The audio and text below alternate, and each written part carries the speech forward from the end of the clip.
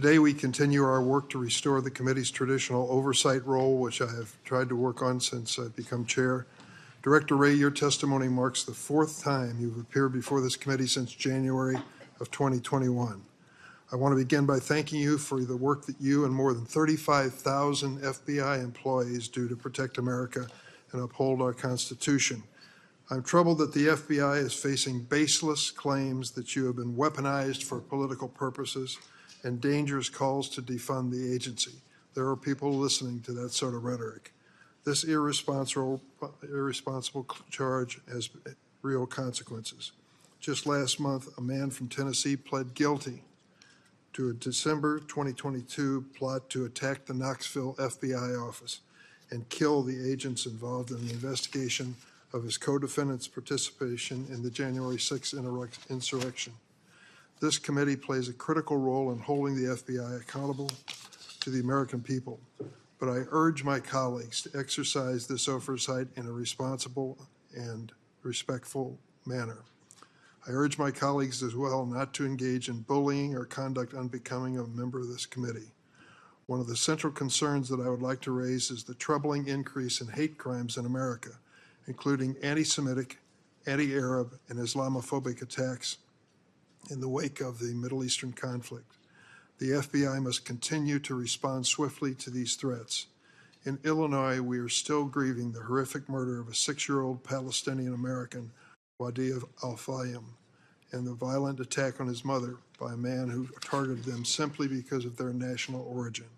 And we send our support to Hisham Al-Wartani, Tahsin Ali Ahmad, and Kenan Abdul Muhammad as they recover from their injuries in Vermont.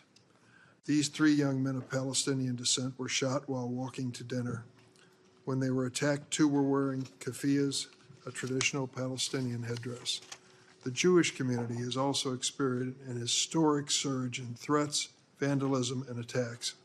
For example, a Las Vegas man was recently indicted for making threatening calls to our Jewish colleague, Senator Rosen.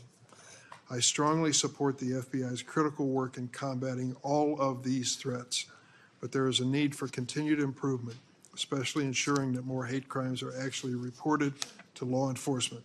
At the same time that the FBI addresses domestic threats, it must also respond to international actors.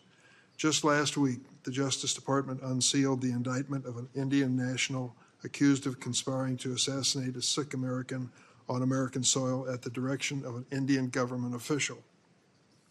As I've said many times in this committee, political violence in all forms is unacceptable.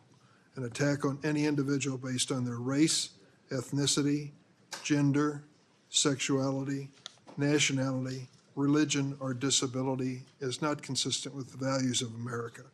Every community deserves to feel safe, and the FBI plays an important role in guaranteeing that sense of security. The threat of violent extremism is heightened by the proliferation of guns in America.